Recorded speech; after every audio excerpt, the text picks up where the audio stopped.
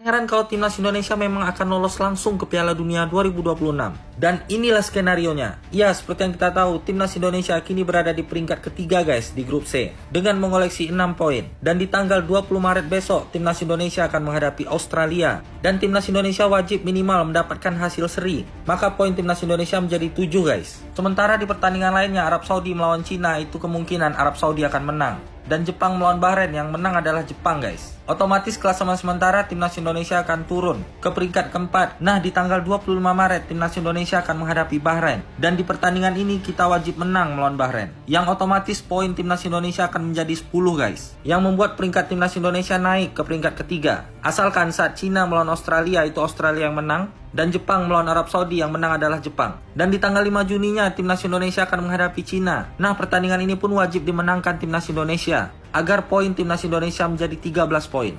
Dan berharap pertandingan Australia melawan Jepang, yang menang adalah Jepang. Dan Bahrain melawan Arab Saudi, yang menang adalah Arab Saudi. Otomatis timnas Indonesia naik lagi ke peringkat 2 klasemen sementara. Dan di pertandingan terakhir di tanggal 10 Juni saat kita melawan Jepang, prediksinya adalah kita akan kalah dengan Jepang guys. Dan semoga Arab Saudi melawan Australia itu berakhir dengan hasil seri. Lalu Cina melawan Bahrain itu berakhir dengan Cina yang menang. Nah, otomatis timnas Indonesia akan finish di peringkat kedua guys. Yang artinya kita akan lolos bersama Jepang langsung ke Piala Dunia 2026. Jadi seperti itulah kira-kira skenario untuk timnas Indonesia bisa lolos langsung ke Piala Dunia 2026. Kalau menurut kalian gimana? Coba tulis pendapat kalian di kolom komentar. Dan jangan lupa follow akun aku ya untuk mendapatkan berita seputar timnas Indonesia lainnya. Thank you. Assalamualaikum warahmatullahi wabarakatuh. Balik lagi di channel Mereka Bicara, teman-teman. Teman-teman, ini ada beberapa video ya yang mau saya reaksi. Di antaranya ada perbincangan Bung Binder dengan salah satu reporter. Di antaranya mengulas tentang kenapa pemain Persib Bandung tidak ada yang dipanggil ke timnas Indonesia. Padahal pemain Persib Bandung cukup lumayan bagus kalau di liga ya, walaupun memang kalau di tingkat timnas ya kita belum tahu. Tapi kalau misalnya kalau melihat dari performa beberapa pemain dari Persib itu seperti Beckham Putra dan Edo, itu cukup bagus teman-teman, cukup agresif, cukup menjanjikan ya kalau misalnya dipanggil ke timnas Indonesia. Tapi Patrick Kluivert tidak memanggilnya,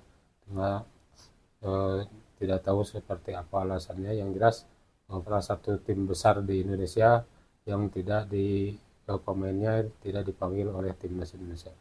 Oke, seperti apa videonya kita lihat aja. Oke, nah ini skuad timnas ini tidak diisi pemain dari Persib Bandung, tim juara bertahan dan masih berada di puncak klasemen BRI Liga 1. Menurut Anda, Bung Binder kok ketawa sih? Ya karena ini yang paling rame sekarang. Iya kan? Menurut Anda, Oke. Edo, Betul, Febriansyah, Oke. Mark Lok atau Beckham Putra. Nih, apa gitu? Apakah mereka tidak mampu bersaing menurut Anda atau Oke, gimana ini- kira-kira nih? Kira-kira oke. kenapa nggak ada nama mereka? Ini pertanyaan yang bagus dan memang ini pertanyaan juga yang banyak ditanyakan ke saya di Pasti, akun sosial pasti. media Karena aku saya. juga beneran pengen Oke, nanya. saya belum jawab. Nah, saya jawab di sini. Edo tidak akan mungkin dipanggil, kenapa? Karena di sebelah kiri itu sudah full.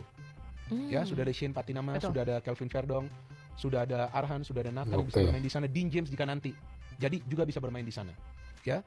Kemudian Mark juga nggak akan dipanggil. Performa dia terakhir di timnas juga menurun.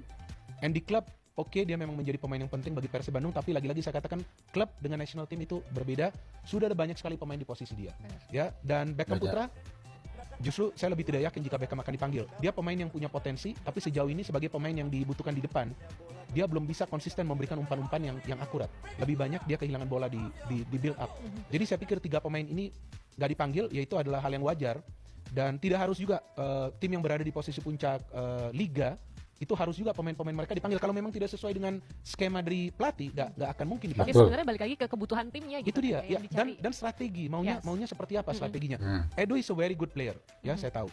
Tapi ya kalau sekarang memang sudah full, justru saya pikir Arhan juga mungkin tidak akan ikut nanti ke 23 pemain. Ini mungkin saya Ada katakan. kemungkinan itu ya, Iya. Bung ya?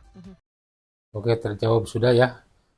Apa yang menjadi pertanyaan kita, kenapa pemain Persib tidak ada yang dipanggil? Karena pemain Persib seperti Edo dan Maklok serta Beckham, karena Edo kan sebagai pemain belakang ya, sementara di timnas Indonesia pemain belakang sudah numpuk ya, sudah banyak sekali karena dari awal juga Sintayong menaturalisasi, meminta pemain naturalisasi itu pemain belakang. Sementara untuk pemain tengah juga seperti itu, sudah banyak sekali pemain tengah yang sudah bergabung di timnas Indonesia dari naturalisasi maupun dari tim Liga 1 juga ya. Dan untuk Beckham Putra seperti yang dikatakan oleh Bung Binder tadi, jadi sudah tidak memungkinkan ya untuk dipanggil karena belum konsistennya Beckham Putra dari memberikan umpan-umpan lambung, umpan-umpan panjang ke depan itu belum begitu akurat. Itu mungkin salah satunya yang menjadi pertimbangan pelatih Patrick Kluivert untuk tidak memanggil mereka itu ya, para pemain Persib. Oke, kita lanjut. Media Irak optimis timnas Indonesia lolos Piala Dunia setelah lihat daftar pemain yang dipanggil Patrick Kluivert. Media Vietnam sampai tak bisa berkata-kata lihat skuad mewah timnas Indonesia. Media Malaysia juga ikut soroti Garuda Calling yang dinilai sinematik. Simak berita selengkapnya sebagai berikut.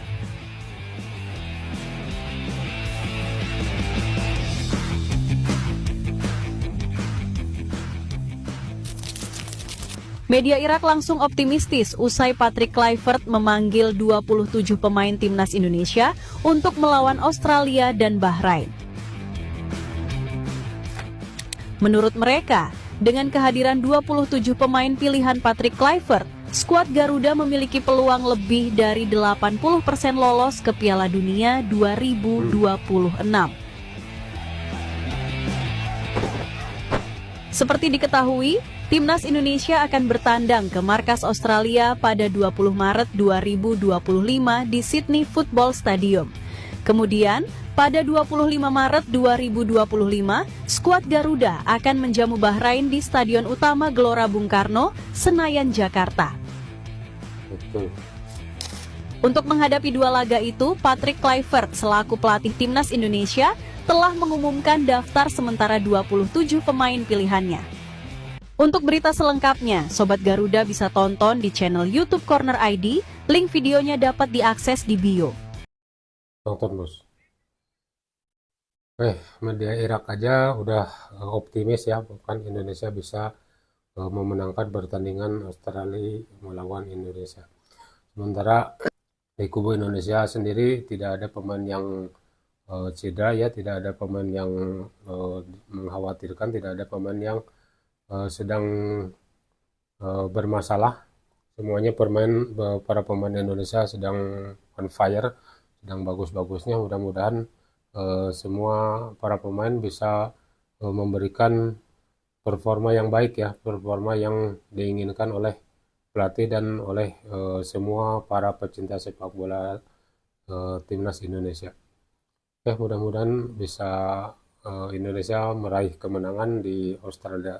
Ya minimal kita menahan draw ya, kalaupun tidak menang. Sementara di kubu Australia ada beberapa pemain intinya yaitu ya, pemain inti yang lagi cedera, pemain inti yang sedang dirundung masalah cedera.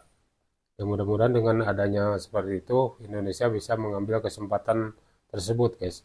Mudah-mudahan Indonesia bisa memenangkan pertandingan ini. Oke, kita lanjut.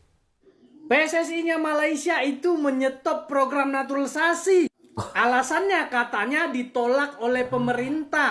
Loh, kok ditolak? Ini kan program yang sangat bagus ya. Karena yang mau dinaturalisasikan itu pemain yang berdarah Eropa, kayak yang di Indonesia. Tahu nggak kalian kenapa ditolak sama pemerintah Malaysia? Karena naturalisasi sebelumnya bikin malu. Iya, Malaysia berkali-kali dipermalukan di dunia internasional nih. Pemain-pemain yang dinaturalisasi Malaysia itu ternyata asal klaim.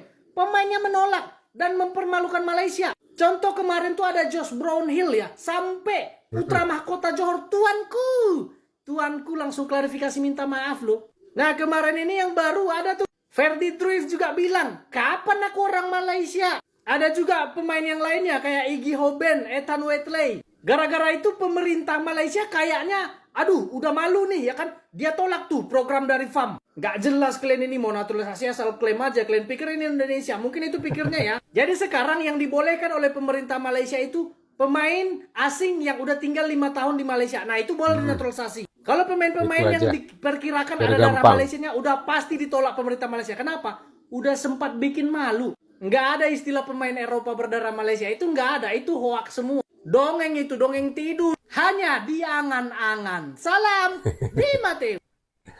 Oke, sangat berbeda dengan timnas Indonesia ya, yang sangat berlimpah dengan pemain-pemain naturalisasi kita. Bahkan yang dulu pernah menolak pun sekarang udah gabung bersama timnas Indonesia ya. Sekarang seperti kiper FC Emil Audero itu kan dulu kan bapaknya sempat menolak, tapi sekarang sudah bergabung. Udah, tapi nggak apa-apa teman-teman. Yang penting dia sudah menjadi bagian dari timnas Indonesia, sudah bagian dari bangsa Indonesia ya. Jangan sampai dia dihujat ataupun caci ya, kasihan. Oke teman-teman, itu saja video dari saya. Terima kasih sudah menonton. Jangan lupa like, komen, dan subscribe. Terima kasih. Assalamualaikum warahmatullahi wabarakatuh.